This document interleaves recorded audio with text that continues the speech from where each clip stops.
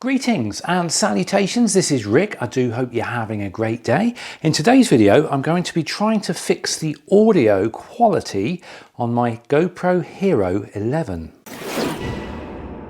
This is my main video blogging camera, and this is the GoPro Hero 11 on a Volta handle. This is basically a battery handle, and I use this for my general everyday blogging.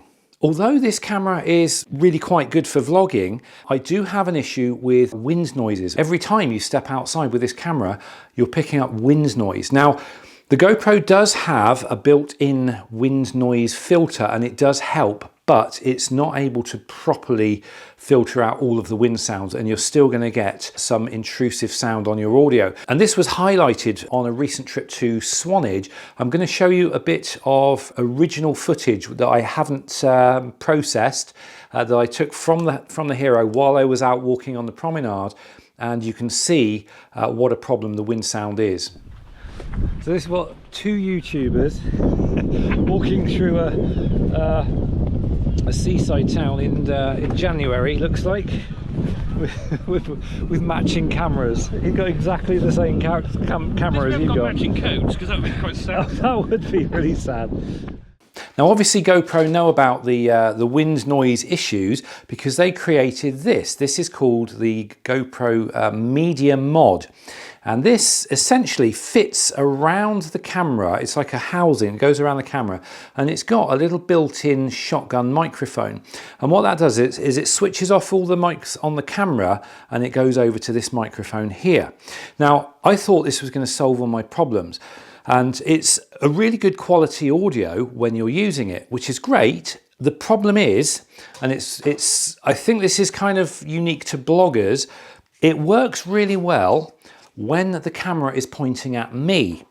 The problem is, this is a shotgun mic, so it's only picking up sound that's ahead of it. Now, it does have a setting because it's got a microphone at the back as well, but you have to go into the settings and swap it over. So you can either pick up sound coming from the front or from the rear, but not both at the same time.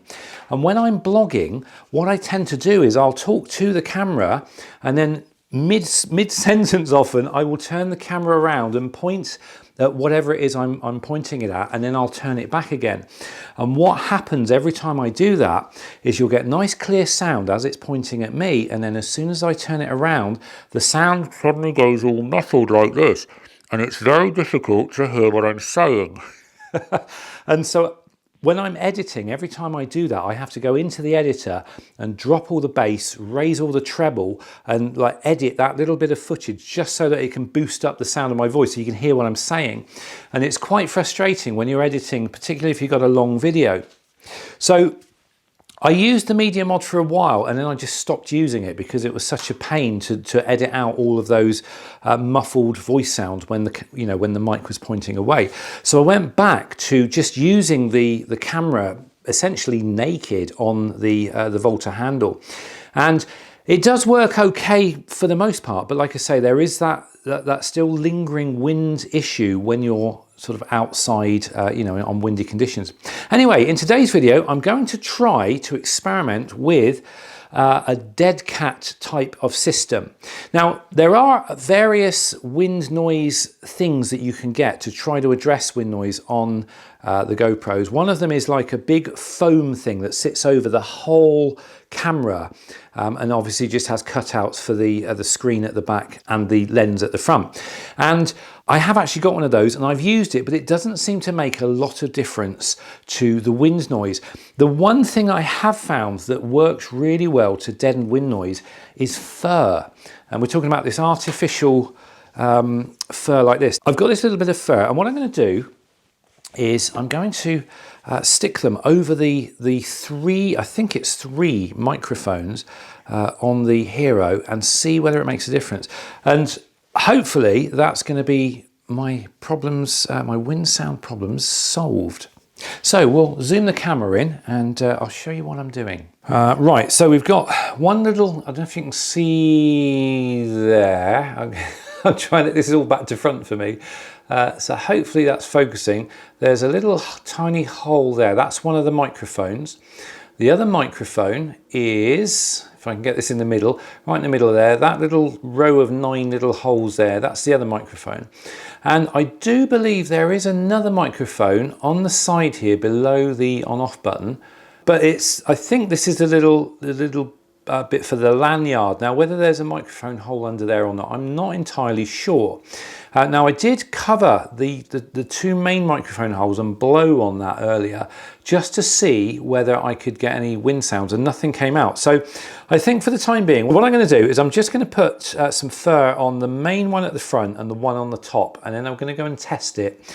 I'll probably go out for a little ride on the bike, and we'll just drive along pretty quickly and see whether that has solved the issue.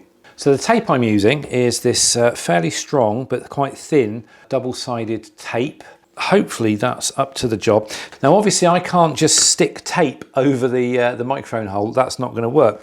So what I'm going to do is cut a hole in the middle of the tape so that the tape actually surrounds the hole but obviously doesn't cover it. Same on the top. I'm going to cut this with a little scalpel, I think that'll be easier. I get a neater finish. So I just need to cut a little square hole that should be big enough to cover over that little grill. Let's see if I can peel that out. There we go. And then I'm just gonna, let's have a look. So it's quite thin, there's not a lot of space at the top, so I'm going to thin that out at the top. And then we'll allow it to go all the way down to the bottom, which is about there. So hopefully this will work.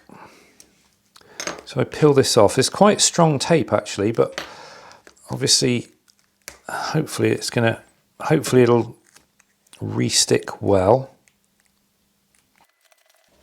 All right. So there we go. That's that stuck on there. It doesn't look very neat at the moment. Obviously it's going to be covered with the fur. So I'll just press it down hard. Okay.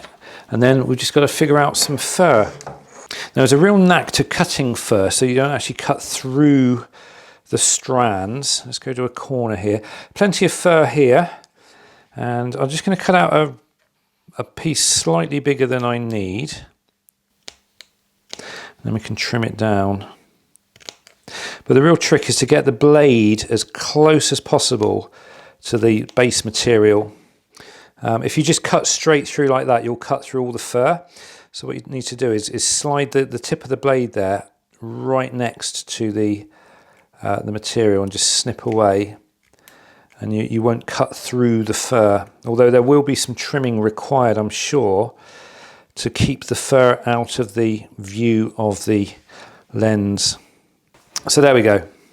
So that's all good. Just give that a little tug. There'll be loads of like strands that come off there. And let's just double check the size. Now the fur has a bias.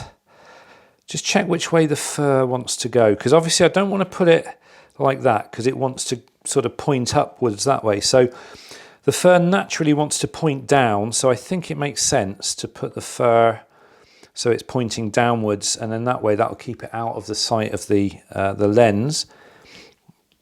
But that's a lot bigger than I need it to be. It just needs to be, let's see, if I do that and then I cut through there. Okay, so we've got the right width, so just get the right length. So the length is about there. Okay.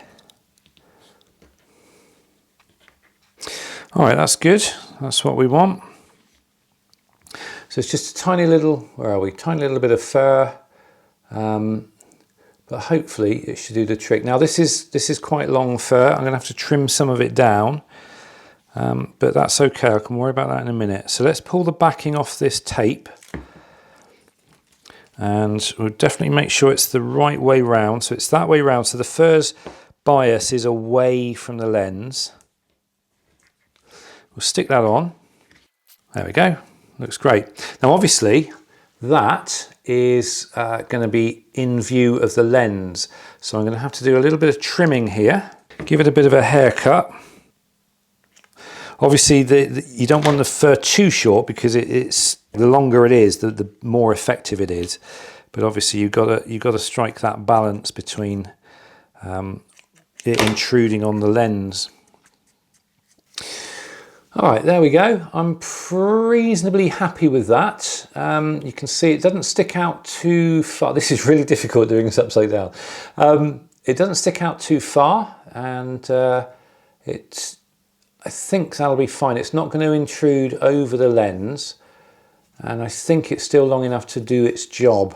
So even if I brush it up towards the lens, I think it's still going to be clear. I can see along there, it's not intruding onto the lens. So assuming this is going to go into focus, there we go. So I've just got to do one for the top, and then we'll go and give it a try. Okay, so there we go. That's going to cover a reasonable area. The reason I'm doing it larger instead of just around the hole is obviously the more surface area I've got, the greater chance I have of the fur continuing to stay in place. If it's only held on by a tiny amount, it's likely to fall off much sooner. Okay, that works for me. And then we just need to cut out a little bit of fur. Okay, so we got our fur cut to size now. So it's roughly around the same size. It's just going to go on there. Now this leading edge here, you can actually see the white fraying edge. So what I'm going to do, I've just got a black Sharpie, and let me just get a scrap bit of paper. So with a Sharpie, I'm just going to go over the edge there just to neaten it up. Because obviously that's on display, just kind of neatens it off, doesn't make it look quite so amateurish, and then we can stick that straight onto there. So let's pull the cover off, and then we're going to stick this on, making sure that the bias is away from the lens.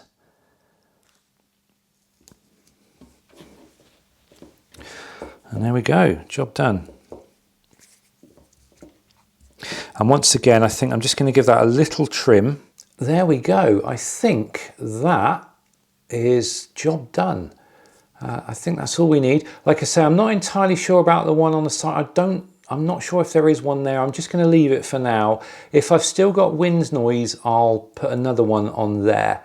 But I think that is going to take care of the majority of the wind sound issues. Anyway, let's go and give this a try and see what's what. Tubers walking through a seaside town in January, looks like. Right then, what better way to test out these microphone covers than on a push bike? So I'm on my little little electric bike, little fold-up e-bike. I'm just doing about 11 miles an hour, and I can hear the wind noise in my ears, but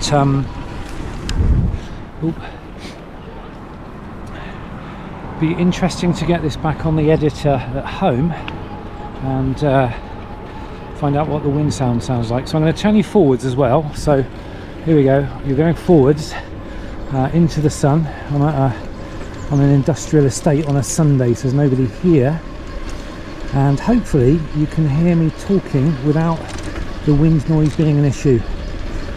So anyway, I'll get this back on the editor. I'm now doing 14 miles an hour, and let's go right up to 16.